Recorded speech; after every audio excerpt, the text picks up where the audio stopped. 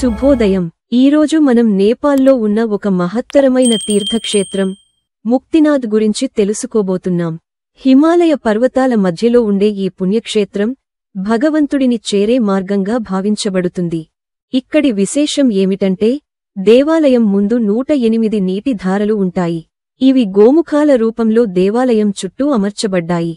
ప్రతి నీటి ధార నుండి ఉత్తర హిమాలయాల నుండి వచ్చే పవిత్రమైన మంచు నీరు ప్రవహిస్తుంది.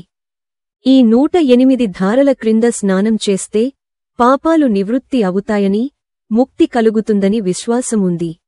ఇంకొక ప్రత్యేకత ఏమిటంటే ముక్తినాథ్ పరిసరాలలో దొరికే అమోనైట్ రాళ్లు, వీటిని సాలగ్రామములు అని పిలుస్తారు.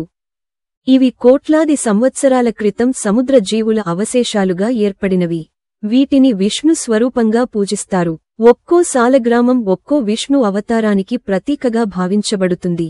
ముక్తినాథ్కు వెళ్లి 108 నీటి ధారల క్రింద స్నానం చేసి సాలగ్రామాలను దర్శించడమే ఒక్కసారి జీవితంలో తప్పక జరగాల్సిన ఆతా మైక అనుభవం.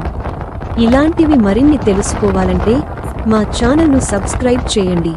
ధన్యవాదాలు.